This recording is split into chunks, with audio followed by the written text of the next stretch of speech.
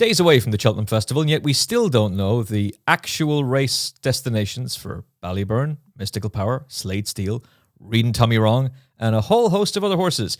But that is just what the Cheltenham Festival has become. Willie Mullins bingo and musical chairs for other trainers as we preview the main novice hurdles. I'm Emmet Kennedy alongside Katie Young and George Gorman. Ballyburn, Tully Hill, Mystical Power, Slade Steel. We know that Tully Hill is going to go for the Supreme. Slade Steel will go wherever Ballyburn doesn't. So this is a confused picture, but we'll begin with you, George Gorman. Who wins the Supreme Novice Hurdle? I think Ballyburn wins it. I'm probably not saying anything anyone hasn't said, but Does that apply for both races? Probably, yeah. But I think he goes Supreme. Obviously the Supreme's a decent test of stamina in its own right, and it could be run on soft ground. We had a lot of rain here this week, but it does look like a dry week next week. So it's all going to depend on the weather week of, isn't it? But his defeat of Dancing City and Slade Steel in a bumper last year looks incredible. Firefox beat him with a bumper run under his belt. Beat Cletus Poulor 25 lengths in the maiden hurdle, won by 8 lengths next time out. Slade Steel's a serious horse who beat 7 lengths next time. I think his value at his current price, I think he should be long odds on. If you're looking for a scumbag each way bet, I'd say Firefox, in terms of the fact he has beaten him, whether he had fitness on his side or not. He's a very good horse. I just think he was a complete non-stayer in the Lawlers of Naas. Maybe even just back him for a place instead of an each way, because I suppose something could happen to Ballyburn. I'd leave that up to a punter's individual. Depends what you want to do. But I backed him each way. It's slightly bigger, so I can't really comment on 9-1. But that race at Fairy House where he beat Ballyburn, they pulled 14.5 lengths clear of the third. And I think the 5th, 9th, 13th and 16th have all won since.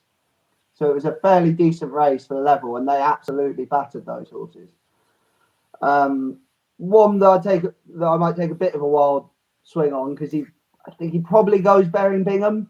But if Beat the Bat showed up here, if you get extra places, he's 100-1 at the minute.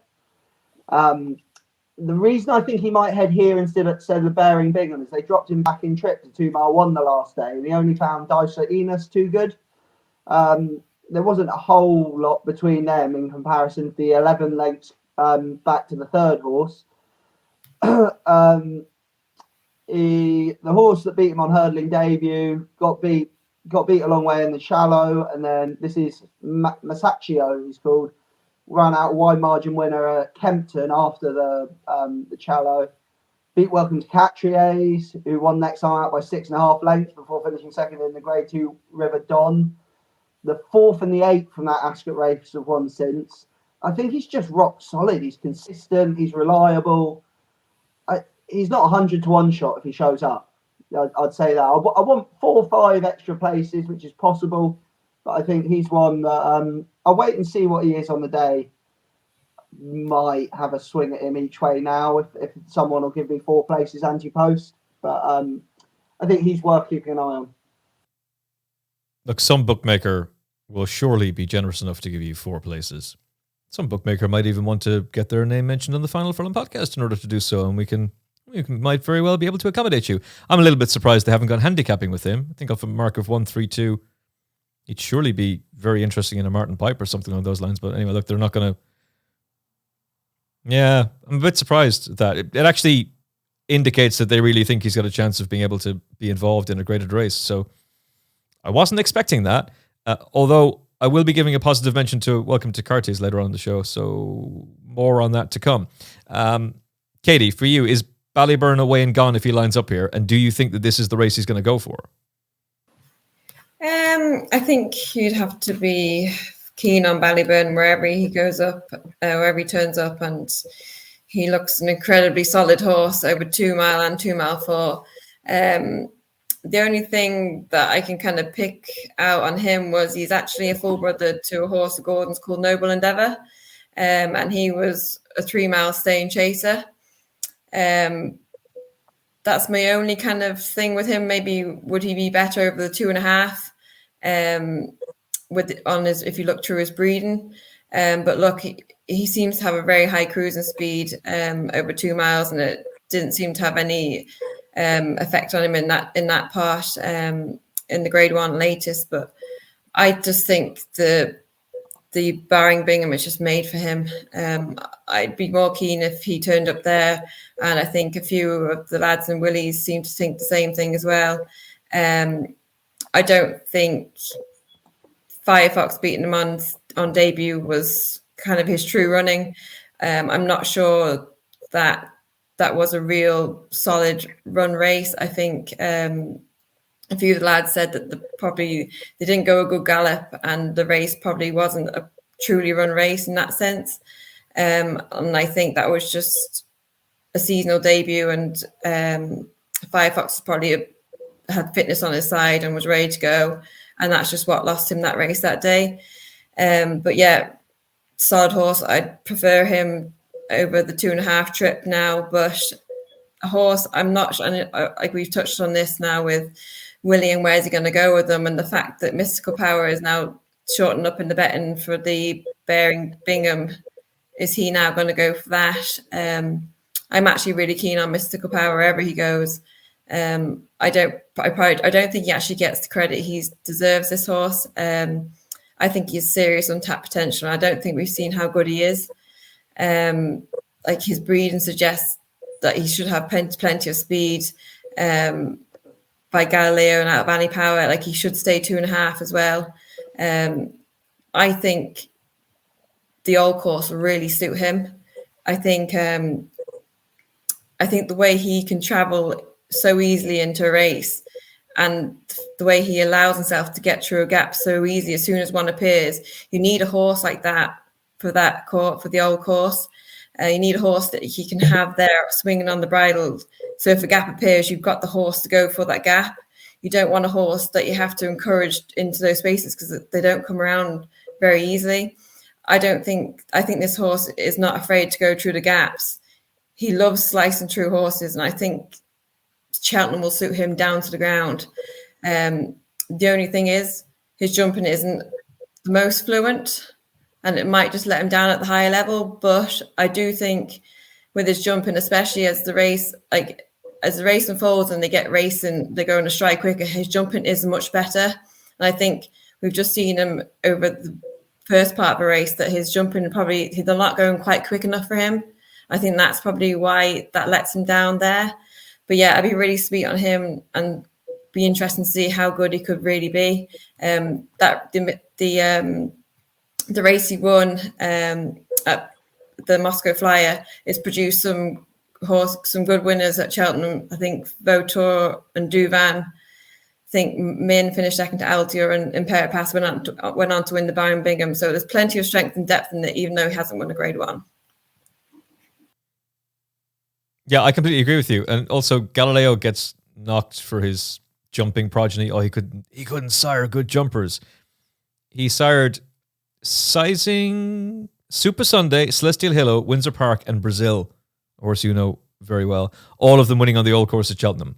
He could get a good jumper, and he's arguably the greatest stallion of all time, for that matter as well. Plus, the fact that Ante-Post was sent to him towards the latter stages of his life, when he was only breeding to the very, very best mares. They knew what they were doing. It's Coolmore. They know exactly what they're doing. He's owned in partnership with Mrs. John Magner, Susanna Ritchie, J.P. McManus. Wherever he goes, he's a serious player. And just like Ante-Post, shows nothing at home. Ante-Post was considered too slow by Jim Bulger to run on the flat.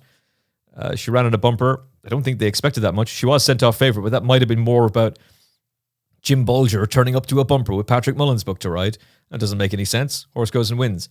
And just took off then from there, and eventually obviously ended up with Willie Mullins, and the rest is, as they say, is history. But just like her, she would show nothing at Closutton, and neither does this fella. He just hides it all for the track. And he's good at Galway. He did get a little bit outpaced coming around just as they're approaching the final bend in the Moscow Flyer. So I can understand why they're thinking about going up a trip. Obviously, out of Ante-Post, second in a stairs hurdle, would have won a mare's hurdle by a country mile, did win an Aintree hurdle, but was good enough to win a champion hurdle as well. I think the Supreme's made for him. And it could just be that the market is completely wrong. It was wrong about Champagne Fever. It's been wrong about countless other Willie Mullins horses over the years. It was wrong about War of Attrition. They thought, oh yeah, he's going for the Ryanair. Nope. Turned up in the Gold Cup. Just because the market is saying something doesn't necessarily mean that they've made their minds up and it's all decided. And nothing's been said. So if I had my way, Mystical Power would go Supreme. Ballyburn would go Bearing Bingham. That's what makes sense. But it is currently suggesting Mystical Power goes Bearing Bingham, Ballyburn goes Supreme, and there we go. In terms of Firefox, he has to overcome a pretty nasty statistic. You got to go all the way back to the 90s and tourist attraction for the last horse to win the Supreme Novice Hurdle, having blown out unplaced on previous start. But no question, he's a very, very talented horse, and obviously his form at the Little Antique as well from winning a bumper last year. All right, final selections for the Supreme. George Gorman. Ballyburn, and I'll go beat the bat each way, non-runner, no bet. Love it. 100-1. Brilliant scumbag each way bet. Katie. I'm going to go Mystical Power, and they might be aiming Mystical Power towards Baron Billingham because they have Jericho de Repine in this race, but I'd be quite keen on Jericho de Repine as well. I think he's better than that race in Doncaster, and I don't think you should dismiss him at all. I think he's a very, very good horse, and that just might be why Mystical Power is shortening up in the Baron Bingham, but he'd be my each way bet anyway towards this race. Jericho de Repine would be the lowest rated winner of the Supreme Novice Hurdle in over 10 years. Lowest officially, lowest on RPRs. I don't get it with him. I really don't. And if they're pinning their hopes on that fella to win the Supreme for them and moving Mystical Power up and trip to a race that does not suit 5-year-olds. Yes, I know Imperia Pass won the Bearing Bingham last year. I haven't forgotten that. But go down to the list of 5-year-olds who've been beaten in the Bearing Bingham. They have a terrible record in that race. I think this should be more a case of the binocular Captain CB, Might Enter Yours, jet ski days. Just let the two JP horses take each other on, see how they do. You could, this might go badly wrong. None of us mentioned Tully Hill, by the way, because he doesn't jump well enough, but he'll be a cracking chaser. Ballyburn wins it. If he lines up, I think Mystical Power is the big threat. And if Ballyburn is out of his way, Mystical Power will win. To the Bearing Bingham, which is basically just copy and paste.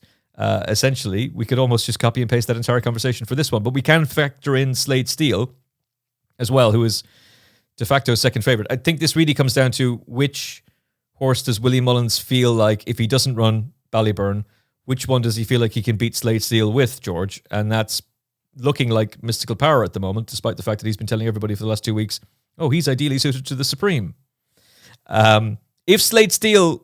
If Ballyburn goes here, then Slade Steele goes Supreme. Would he have the speed to win the Supreme in your mind?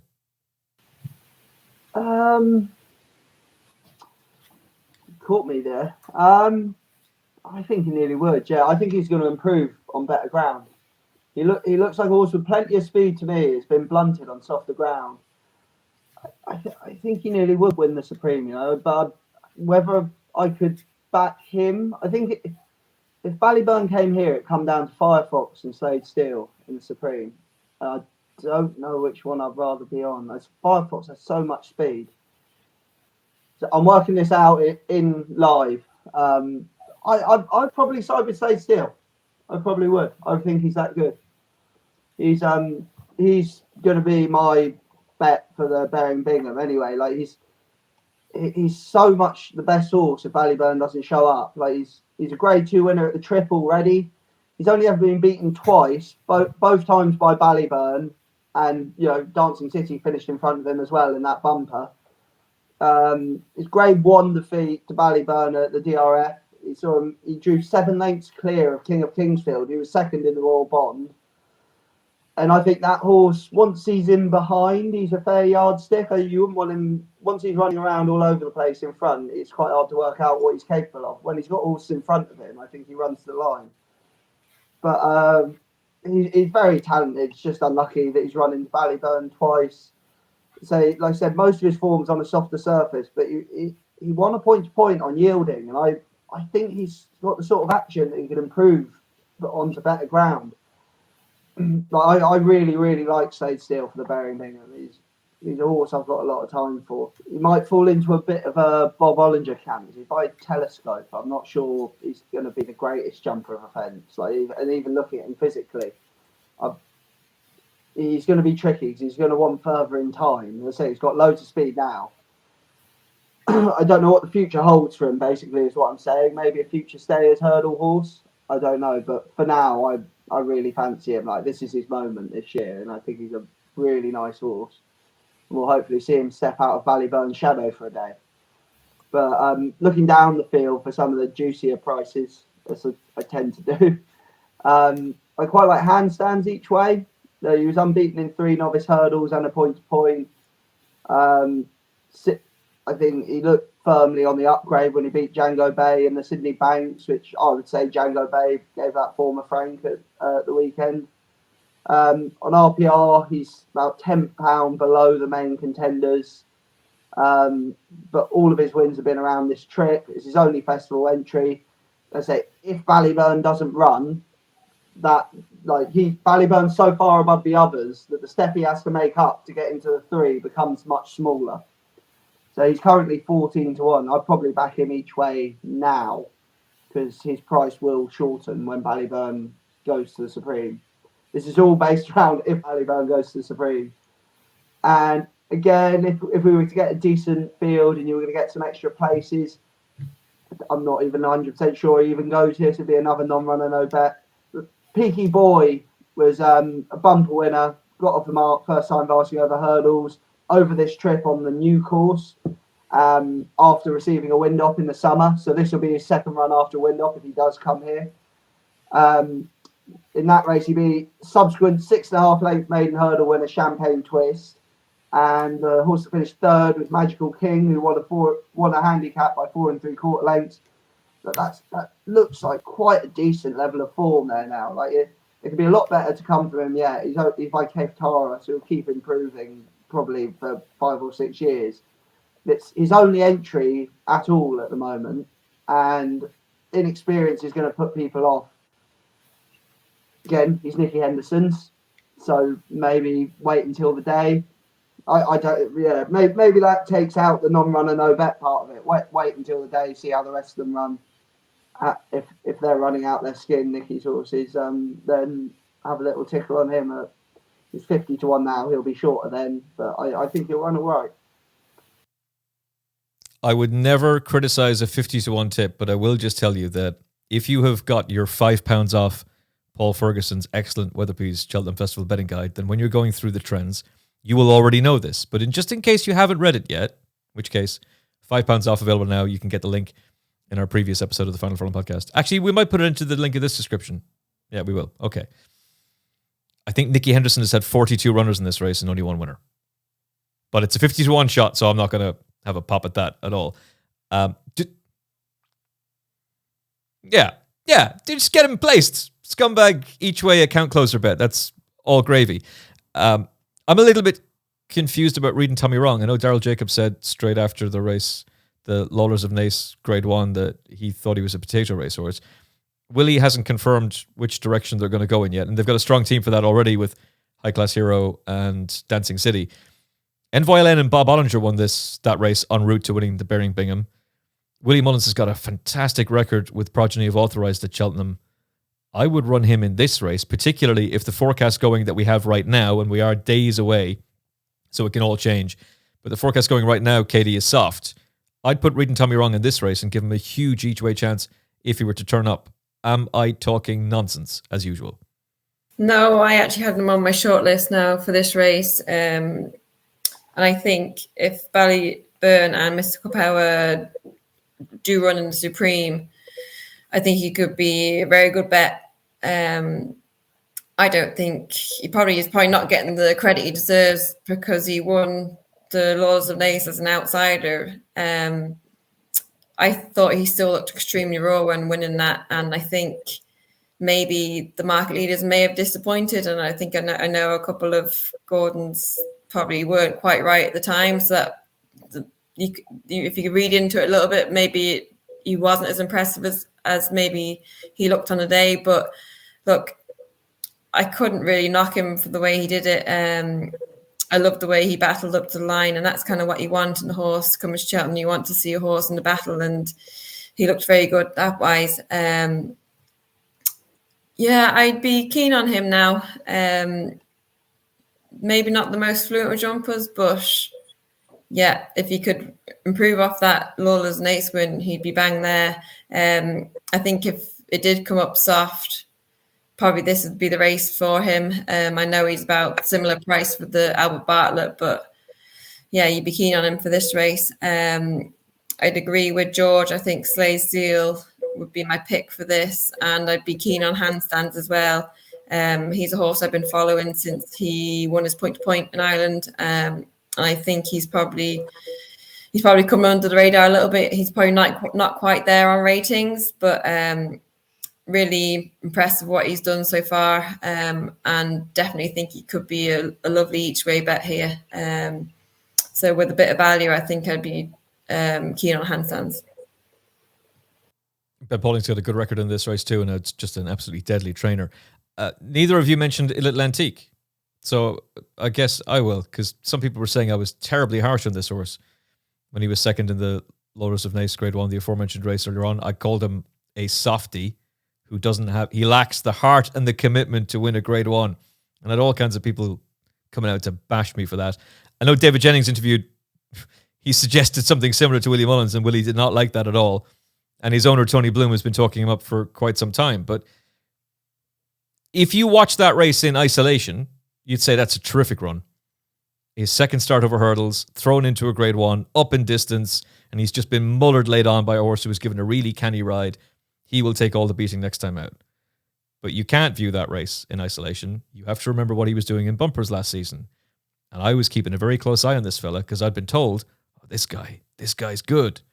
And he looked good at Christmas. Then he got beaten by Stellar Story, which I thought was a bit odd. Maybe Stellar Story looked like he needed 3 miles in bumpers last year, and he looks like he needs 4 miles now. But maybe he's just a bit raw and unfurnished. He's not quite there yet. And he gets beaten again by Firefox. Now, that Firefox form is good. What they all have in common is they're the only 3 times he's had to battle, and all 3 times he's been beaten. And factor in he's a coastal path. I mean, his progeny, questionable. They need everything to go right. And when it does go right, they're very, very good. But if you need them to pull it out of the fire for you, not the ones to rely on. Am I being very harsh, George? No, I completely agree, to be honest. He's not a horse I can rely on personally. Let's say, obviously. Tony Bloom hates us both now. Yeah, I know. It's a shame, but I wouldn't mind a season ticket at Brighton. It's just 20 minutes down the road from me here, but he's got a great chance. He should be Paul Townend's ride, and he'll take all the beating. Yeah, exactly. Mind you, if Brighton play like they did yesterday again, he can keep the ticket. He absolutely hosed in his maiden hurdle, but like you said, he didn't really have to do anything. He does worry me. He's just a little bit soft. Not a whole more I can add to what you said, to be honest, Emmet. I've written him off for similar things, and I do think he probably does want it quite soft. Is the only thing. I do think he wants it soft. Well, he might get that. He might get his ground. Again, that track dries out super fast, so let's not overreact. Katie, L'Atlantique, what do you think? Yeah, I'd be just a bit worried about, he's 3 times in a battle now, and he hasn't put his head in front. Look, he might do it at Cheltenham on the biggest stage, and he'll be laughing at us all. But if you look back through his bumper form, he's beaten Caldwell, Potter, and Fair and Lily, and they've now gone on both to win Grade 1s. So his form is rock solid, but maybe he just hasn't quite put that over hurdles yet. And yeah, he could turn up at Cheltenham though, and he definitely won't want to be writing him off. I'm just going to mention one thing on Slade Steel. If he had ran in the 2 mile 6 at Leopardstown and won that, he'd be nearly outright favourite for that race. But I'd say Henry didn't want to run him there, so we didn't have a hard race on a slog that quite close to Cheltenham. And I think that's kind of the reason why there's a little bit of value with him still. Like his form is rock solid and he's been ultra consistent. He was just beaten by a quicker horse, probably had a better gears on the day, and he wasn't disgraced by any means then. But stepping back up to 2.5 would surely eke out that little bit more improvement in him. And yeah, like I said, he'd probably be much shorter in price if he'd won the 2 mile 6 at the DRF. I'd say on that as well. I think there's a lot of the top trainers don't like to step unless they can, if they can avoid it. They don't like to step horses down in trip going to Cheltenham. Yeah, a Cheltenham 2 mile 4 race is run much quicker even than a DRF 2 mile 4 race. Yeah, so you don't want it to be the shock to the system over the first couple of hurdles. You'd much rather be stepping them up in trip going in Cheltenham and down. Yeah, and you don't want him to have a hard slog over 2 mile 6 and come back to 2 mile 4 as well. So I think it was probably a good kind of a good move by Henry to run him in that, even though he knew he was coming up against Ballyburn. As much as I like Mystical Power, and I like him a lot, this is the key to this race. If they don't run Ballyburn here, they will not win this race because they won't beat Slade Steele. He's just better than everything else and he'll win it. And this is ideally suited to him. But if they run Ballyburn, Henry de Bromhead's horse can't beat him. They've taken him on twice. They've been beaten by 7 lengths on both occasions, slightly more than 7 lengths on one of them. Ballyburn wins this. And they might go in hyper confident with Mystical Power. They won't beat Slade Steele. Slade Steele will win this race. And he's a good thing as long as Ballyburn doesn't turn up. All right, final selections. George? I will go Slade Steele, win, handstands each way. Katie? I'd say the same thing. If Mystical Power and Ballyburn were both going to Supreme, I'd say same as George, Slade Steele win and handstands each way. But yeah, we don't know where the other two are going, so that's what I'll do on the basis of that. If Ballyburn rocks up, he wins. Simple as that.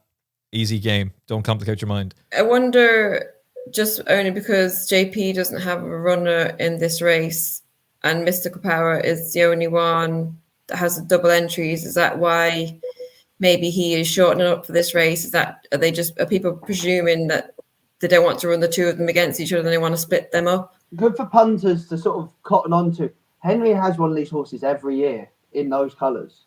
Bob Ollinger, Journey With Me, Slade Steele, every year. And quite often they run in, I think, Bob Ollinger and Journey With Me even ran the same Lawless of Nace. bumper. No, yeah, they go Lawless of Nace on the way in, yeah, but they I think they ran those first two, and it was a point winners bumper at Gorman Park, I think. Both of them ran the same one. So it's worth having a dig through what you think Henry's best bumper horse was this year. And even like when the Cheltenham market's open for next year, just have a bet on it for the Bearing Bingham, because they go the same route every year. And I've personally done that each year and been able to get to Cheltenham with those 3 horses at 33-1 for the Bearing Bingham. So have a dig through. Look for the Robcourt horse that's won a bumper really impressively. It's worth doing because you can always, even if it's second favourite on the day, like Journey With Me, those races fairly often the bookmakers offer money back if horse is second or third. Then whatever's favourites, just have a few quid on that. Hedge it.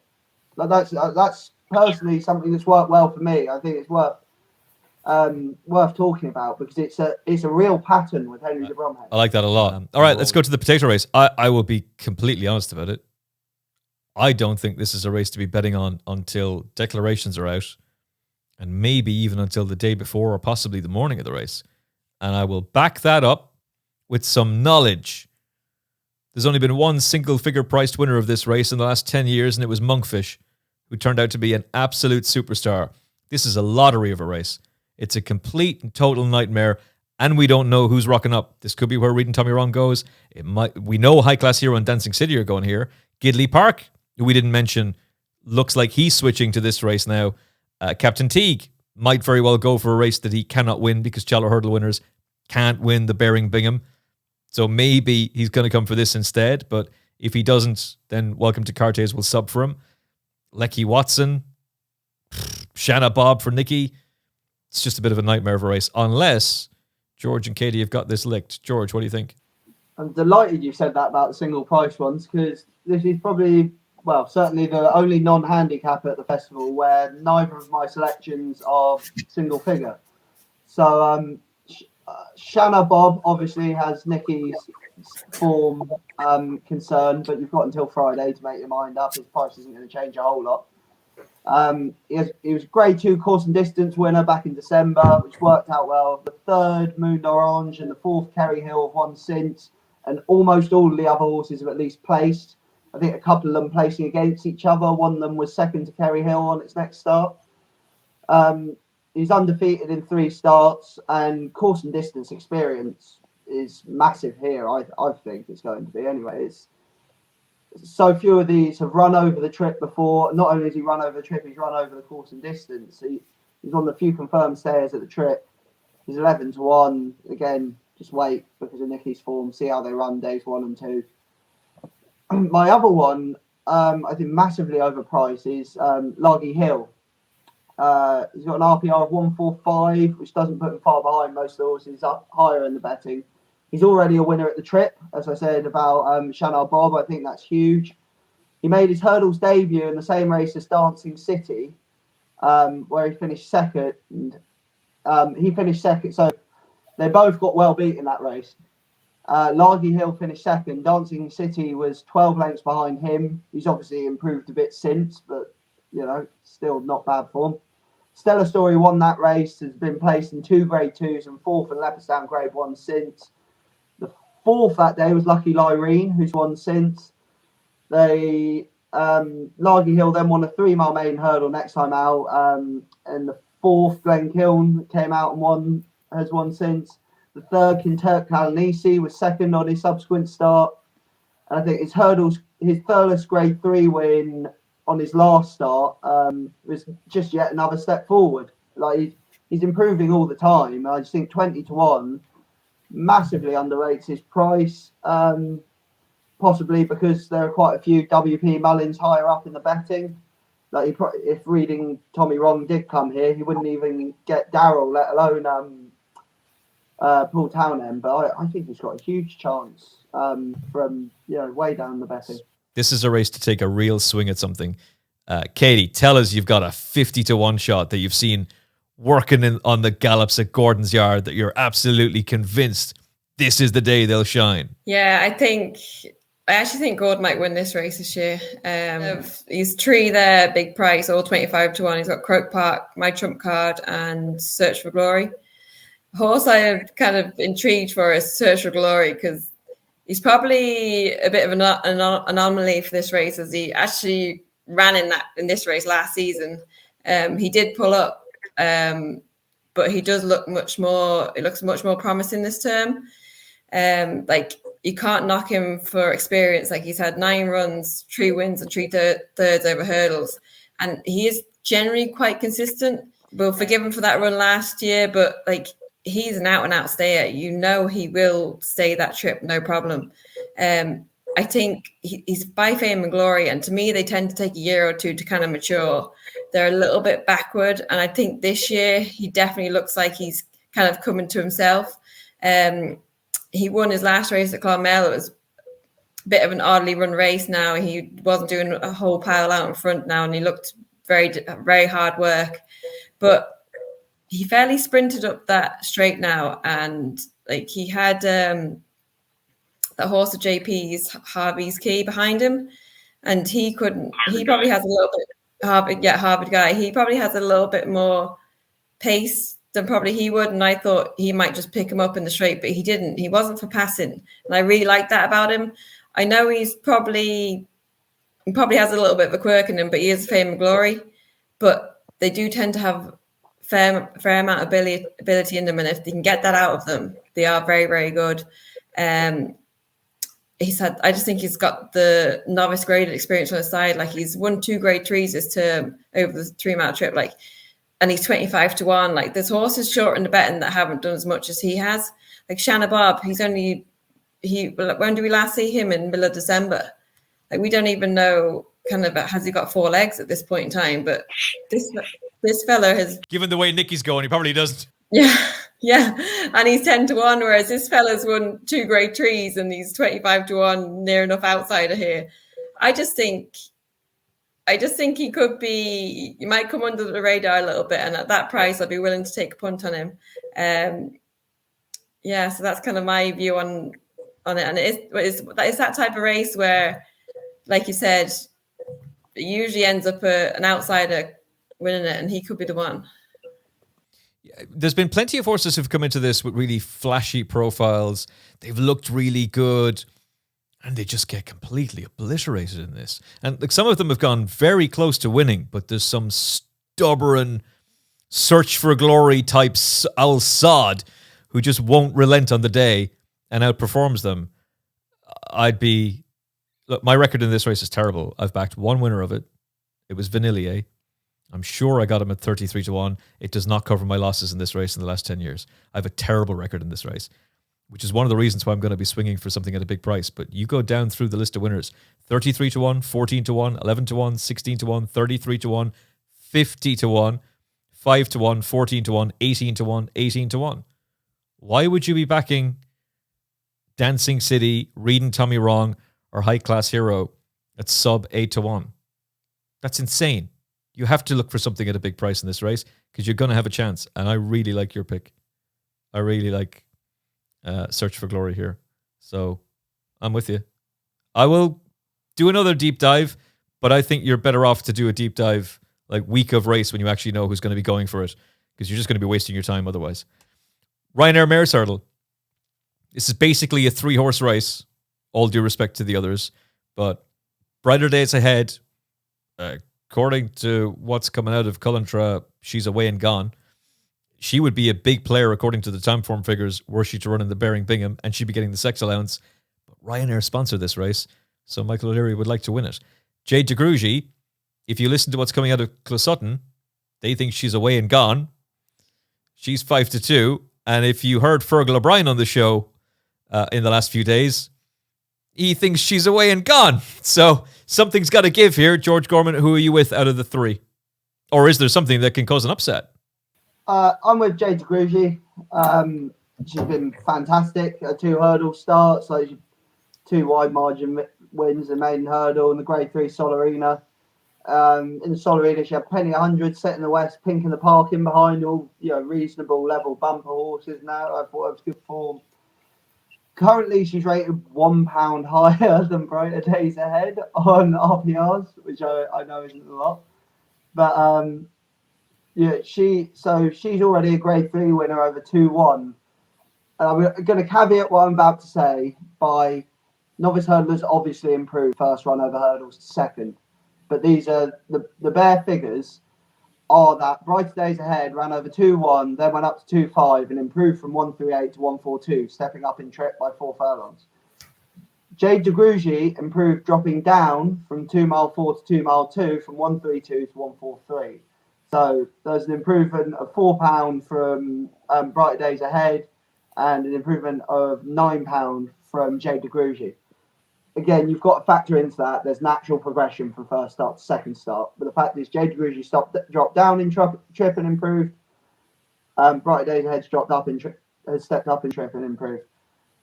Jade de Grugy is a Dr. Dino member of the Sada Grugy family. I think this trip will see her improve even further. She probably would want a little bit of cut in the ground, but I think she'll be fine. But Brighter Days Ahead is a Capguard member of the Caldwell Potter, Mighty Potter, French Dynamite family. So I think she's going to want further in time. There's not going to be a lot between them, but just based on that, I'm coming out in the Jade de Grugy camp. I think it's probably value, to be honest. And my wild swing, as we got used to so far, Casa Nomento. She's probably not up to winning this, but she showed a high level of form in her first 2 hurdle starts. 6-length debut maiden hurdle win looked pretty ordinary at Market Raisin, but the 4th has won since. And she made mincemeat of 11-runner Hereford Novice Hurdle, winning by 15 lengths. Her key bit of form, though, is last time out, she's 2 3/4 lengths second to Queen's Gamble, who she actually gave a really good battle, sort of from 3 out to the last. Subsequent winner Larchmont Lass was 20 lengths behind in 4th. She's won all sorts of ground and at this trip. A better surface is probably ideal, being by Casamento. but she's only finished out the first 2 once in 6 starts. You just got to think if Queen's Gamble showed up here, she'd be an awful lot shorter than 50-1, and this horse isn't a long way behind her. So I would, I'd be going straight each way. I think straight each way. I think she'd definitely come here. She'd be my each way play. And Queen's Gamble is out, which is a real shame for Harry Durham because she had a chance. I watched that race at Thornton. It was live on ITV. I watched it back the other day. It's a cracking run from Castellamento. I don't think that's a crazy pick at all. And it took her a while to go by her. It took her a good while to go by her. It did. It's most people, I think, are going to just assume that the big 3 are going to finish first, second, and third, and so an each way bet doesn't appeal. But it's Cheltenham. It's very, very rare that the top 3 in the betting end up being the ones who actually fight it out, particularly in a novice. Something will improve, and she could be really, really interesting. Katie, who do you like? I'm same as George. Don't think there's much between Jade DeGrugy and Bright Days Ahead. I think they're both extremely good and talented mares. I'm going to side with Bright Days Ahead purely because Shane McCann, who rides her out, it would be one of the best judges of a horse I've ever probably come across. He's been with Gordon for the best part of 15 to 20 years, and when he says a horse is as good as it is, you kind of listen to him. He wouldn't, I don't think he's actually ever been wrong about a horse for as long as I can remember. And that he seems to speak really good things about this mare. And for Gordon to kind of mention that as well is kind of all I would need to hear. I just love everything about her. She's a massive, beautiful filly. You can't get much better with the breeding. A sister Mighty Potter, Coldwell Potter, French Dynamite, Indiana Jones. That mare is producing some really nice horses. I just think she's very, very good. I actually don't think it's necessarily a bad thing that Gordon actually stepped up to 2 mile 5. I think he was actually just looking for a race to run her in, and that just happened to be the race kind of around the time that was the only option for her. And I think he probably wanted to get a run into her. I think she's very, very good. I don't think she'll have a problem with the ground. She's run on yielding ground, soft, heavy. She might prefer a cut in the ground, but I think she'll handle good ground. I don't think it's going to come up good to firm anyway. So I'd have no concerns with her in that sense. I just love everything about her. I think the new course will suit her. It's a bit more of a galloping track. It might suit a horse a bit like her, probably has a little bit more stamina than the kind of speedier type of Jade DeGrugy. I think she's very, very good. And I think the comments coming from Gordon's, I think you'd be wrong to kind of dismiss them. But Jade DeGrugy, she's a very good mare as well. And don't think there's too much between them. Dysart Enos, Fergal's probably gone around about the way of making sure she doesn't pick up any graded wins, so she does have that £5 in hand with these two, and I think she'll probably need it. They seem very keen on her as well, and she looks by far the best of the British. We know she handles Cheltenham new course, so she has that plus on her side. I just don't know if she's going to be quite good enough to beat Bright Days Ahead or Jade DeGrugy. I think she looks cheap speed to me, Dysart Enos. I think a good hard gallop, we might see her finish unplaced. I can see her blowing up. I can see her not staying following these two. Let's not say George, Fergal listens to the show. Oh, she's a wonderful horse. She's a really, really wonderful horse. But Jade DeGrugy and Brighter Days Ahead are monsters. By the way, and Fergal will appreciate this. I love the fact that you just said that, because that's the whole point of this show. There is no point in tippy-toeing around and trying to boost everybody saying, oh, they've all got lovely chances. Oh, we really respect... No, if you think that, then say it. That's the whole point of punditry. And if you're not going to do that, then there's absolutely no point in doing it. If Fergal thought I had a clue what I was talking about, I'd have been riding for him back in the day, wouldn't I? Well, there is that too, my man. There is that too. Let's not worry about it. He won't lose any sleep over what I've got to say. I won't worry about it. Yeah, he's not going to be in bed going, "Oh no, somebody said something mean about me on a podcast, or they don't like my horse." Having said all that, I'm going to be completely gutless here and sit on the fence for now. I know you want to click off and go, "What a tosser was," and you just tell us what he thinks now. I think Jay DeGrugy wins, but I was impressed with Brighter Days Ahead. Like, the talk coming out of Cullentra is unbelievably. As a straight shootout between two horses, this is the best race of the festival in terms of what we're looking forward to. But I would not underestimate Dicerdinos by any stretch of the imagination, and I think that weight allowance... I'm being unfair calling it a straight shootout, but that's... Well, bear in mind, she beat the Bat, and you think Beat the Bat's got a good chance of placing in the Supreme.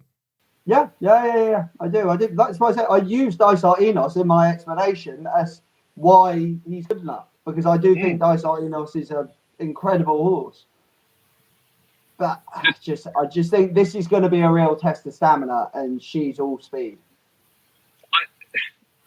Getting ready for all the previews on the final furlong, but also for the TalkSport one, it's meant that all I've been doing is just studying and watching racing. I would love to go see Dune 2. I don't think I have time to go see Dune 2. So I'm trying to... No spoilers in the comments, please. We'll get there eventually. But I can't come on the show and tell you that, yeah, Jay DeGrugy's the one when I haven't fully decided yet. I need to really get my head around this and fully commit to one or the other. And I found that really difficult to do. I found it difficult to do today. We didn't actually talk about this race for TalkSport, so I didn't need to do it there. This is the novice race of the festival. It's an absolute cracker. It's no surprise if any one of the top three wins it. Maybe something can improve from down the field and come out and explode. I don't think so. I think it's going to be one of Jay DeGrugy, Brighter Days Ahead, or Dicerdinos. And I think if you were to... In fact, we haven't done this a whole lot. Comment below. Who do you think is going to win this? If you're listening to the podcast, you're like, what the hell? Comment below. There's no comment section on Spotify or Apple. On YouTube, comment below and let us know who you think is going to win the Mayor's Hurdle. Are you with Fergal O'Brien's Dicerdinos? Are you with Willie Mullins' Jay DeGrugy? And Willie's obviously got a great record in this race. Or are you with Gordon's Brighter Days Ahead? Do you think something else can come and emerge and capitalize? I have not decided, but on Sunday and Monday, we're doing the daily previews for Cheltenham. And I promise you, I will be nailing my colours to the mast then. Katie and George have nailed their colours to the mast. I will be completely gutless, a yellow belly, spineless coward, and say, tune in Monday, and we'll tell you then. Triumph Hurdle. Sergino. So it's a good thing that Adam Mills cashed out, because he's got this race by the short and curlies, but he'd probably be in a bit of a panic given Nicky's stable form. But don't panic. It could all be gravy. Adam back on the show very soon. He's the odds-on favourite for the Triumph Hurdle. Majborough has been very well backed. So much so he's gone second favourite in recent days. Cargies beat him at the DRF the last day. Stormheart was favourite for that race, ran a big race to be fair. Nuremberg Ring kept fresh for this from Joseph O'Brien's yard. Salvatore Mundi does not run and will not be running this season unless he turns up at Punchestown. And then there's Bunting, who, if it's very soft ground, I think can run a huge race each way. George Gorman, we started with you for all of these, so we'll wrap with you for the Triumph Hurdle. What is your current thinking? Is Sergino just away and gone? Pretty much. Let's say he's the best horse in the field. On debut, he did plenty wrong, and he still beat Royal Way 14 lengths. Who I think he won next time out by about 20 lengths. Was it at Ludlow? I should know this because it's Gary Moore's horse. And then next time, giving away loads of weight, he won fairly narrowly. The third Tornio and the fourth Spiced Rum have also won since. Grade 2 course and distance defeat of Burdett Road, Milantino and Accelero by 10 lengths is easily the strongest bit of form on show. Like I say, you've got the normal Nicky worries that we've been talking about, so maybe wait until day. He's not going to get a whole lot shorter. And you said Salvatore Mundi's definitely not coming here. Nope. No. I'll probably leave the each-way shout for now. I'll leave the each-way shout for now. I'll just go Sergino all in. Who's the each way chef? Salvatore man. It would Not be all amazing excellently researched, Emmet. it would be amazing if they did throw him in, but I don't think so. I just Katie. figured if you can't back Sergino for some reason, why not back the horse that finished second to it? Got closer to it than any other. But yeah. I would, from what I've heard, I would expect to see him in the Bingham next year. Yeah. Which means he'll probably go supreme, given my track record of working out where Willie horses are going to go. Katie. Yeah, I think Sergino's, he sets the standard here, and I think he's going to be hard to beat. I think you probably, from a betting angle, it'd be too short for me. A horse that I'm really keen on, and I'm not sure whether, I'm not sure whether he'd be up to winning the Triumph, but I think especially going forward for next year is Mashborough. There was only 2 lengths between the first tree in that Grade 1 at Leopardstown, which Cargies led home the 1, 2, 3, 4, 6 for Willie. Has probably been kind of the best guide for this race. I think that race has pulled out 8 of the last 12 winners. So I'd be looking for a horse here that could probably put it up to Sergino. I think he could be the one. I think he probably would definitely reverse the form of Cargies. I think the stiffer stamina test at Cheltenham will suit this horse down to the ground. I think they pitched him in at a Grade 1 on his first time of asking when he arrived in Ireland. I think that was a really tough ask, and he did disgrace himself at all. He had to make the running, he had to do it all out in front, and he just kept on galloping to the line. Willies tend to improve for their first runs as well, and especially some of the French imports definitely improve for their second runs as well. Once they've had that time to acclimatise, he should improve more. If you look back at last year, like Gala Massot beat Lossiemouth in that race, and then they reversed the form at Cheltenham. So it's definitely well able to do that. I just was really impressed with him, and Willie just speaks volumes about him. His jumping is pretty spectacular. No worries in that department. I think Sergino did improve his jumping at Cheltenham later start, but I think this fella's jumping is much more fluent. I wouldn't be surprised to see him come up that hill fairly strongly now. The only thing is, I'd be a little bit worried about Willie just run a little bit too keen. He got the lead in Leopardstown latest, but I'm not sure you'd want to be kind of making the run in the Triumph. He did run in the Hood in France.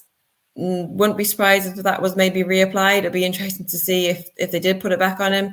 But overall, I think a stronger pace, the track will suit him down to the ground. I'd be very keen on him. These horses essentially all come from the same place, France.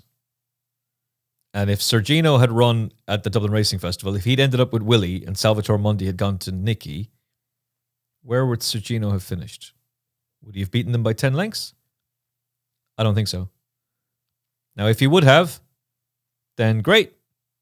If you followed Adam Mills' advice on this show, you're in a really good position. You've got a double figure price about Cargies, and you've got a very strong bet on your hands for Sergino.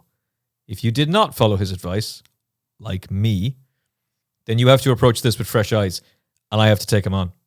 He might win. He's definitely the most likely winner, but you got to go back to 2017 for the last horse to do the Triumph Hurdle Trial and Triumph Hurdle Double. And Nicky's horses just have a cloud under them at the moment. Willie Mullins dominates this race, and the Spring Juvenile Hurdle is the best trial for it. So I'll take a swing right now on Bunting. If we get really bad ground, he will stay and stay and stay, and he'll be right there at the finish, especially over 2 mile 1. So he'd be my each way play at the moment.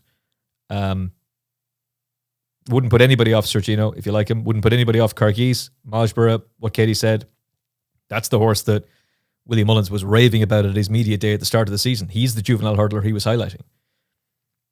I'll go with Bunting for now. Final selections. George, go on. Yeah, please. And of Willie Mullins's. Ethical Diamond was well beaten on racecourse debut, rated 89 on the flat, and went from being absolutely stuffed in a maiden hurdle at Leopardstown to running in the spring juvenile and being beaten only 5 1/4 lengths into 6th. I think about 3 lengths behind Bunting. Huge improvement from first to second start. They're probably going to want this horse to stay a maiden for next season, but only has 1 entry at Cheltenham, obviously, because not qualified for the Boodles. Wouldn't be any shock for me to see this horse run quite well. I won extra places. I think it's 25 to 1. So in the absence of Salvatore Monday, I'll chuck that one in. But main selection, Sergino. Well, I mean, this goes to show you the strength of Willie Mullins' stable. Start of the season, he was telling everybody, oh, Majborough, that's the one, I think. But if you asked him at Christmas time, and he said it openly on Racing TV, he thought Ethical Diamond was his best. All right, of all the novice hurdlers we've talked about, who are you most excited about betting on, and for which race? Katie Young. The one I'm most excited to see would have to be Mystical Power. Not sure about a betting perspective because we don't know how good he is. Just probably from kind of a love perspective for the game. Love to see him bounce out here and show us how good he is and really put that breed into the sword. More of a betting perspective, I'd say Brighter Days Ahead. I think she's a real kind of classy mare. I think I can't see her getting beaten. I just love everything about her. So betting point of view, Brighter Days Ahead. For love of the game point of view, probably Mystical Power. George. Certainly from a betting point of view, it's Slade Steele. As you might have gathered from my little rant about Rob Core, Henry, Gorman Park, bumpers. I'm on this horse at some very fancy prices. So for the 3rd year in a row, a Henry horse in this race. And slightly from a betting perspective as well, but also from a little bit of a nostalgia perspective, I'm really looking forward to Jade de Brugy. Like, I just seeing that name and that family running well, but also from what she's done on the track and a little bit for the 14 to 1 Ante-Post slip. I'm really looking forward to seeing her. This is the problem with Willie Mullins Bingo and the musical chairs that surround it. Ballyburn wins. He just wins. The question is, which race is he going for? If he goes for the Supreme, great, he'll win it. If he goes for the Bearing Bingham, that's significant. It means Mystical Power is not going for that. It also means Slade Steele's not going for that, and it changes the whole dynamic. So Ballyburn, wherever he goes, Mystical Power for the Supreme, I think would be ideal. But that being said, that means, I think if Mystical Power is going Supreme, that means Ballyburn's going Bearing Bingham, which means Slade Steele's massively overpriced for the Supreme.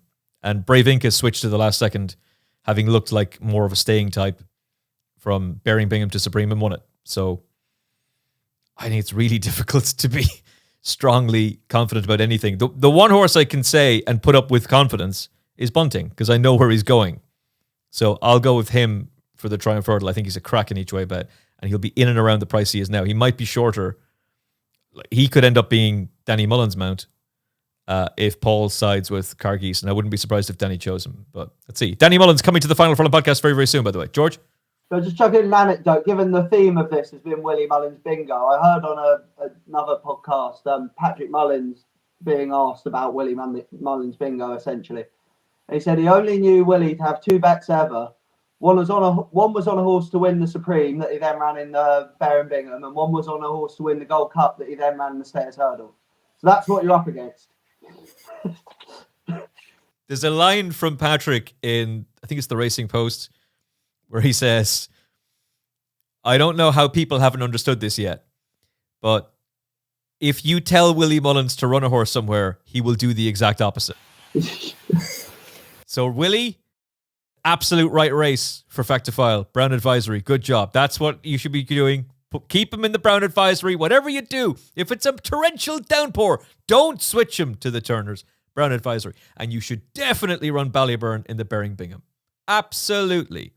That's... No, wait. No, that's... No, do it. You should definitely run him in the Supreme. Run him in the Supreme, Willie. It's a genius move, and it can't possibly go wrong. Yeah. Right, that's it. Look, I hope you've enjoyed this episode. I've certainly enjoyed recording it. Great to be talking to Katie and George again. Cheltenham previews galore. Danny Mullins is going to be on the show. We're doing a Race IQ Data special. We've already spoken to Henry de Bromhead. That is available for you now on YouTube and your podcast feed. Robbie Power from Robcore joins us. Absolute legend. He gives us some great insight into the Robcore horses, including Slade Steel, many more. And plenty more content, including Gavin Lynch returning to the Final Furlong podcast. We're doing that on Tuesday in studio. Looking forward to it. If you've got any questions for Gavin, get them into us on YouTube, or you can DM us on social media as well. From George, Katie, and myself, look after yourself and each other. God bless.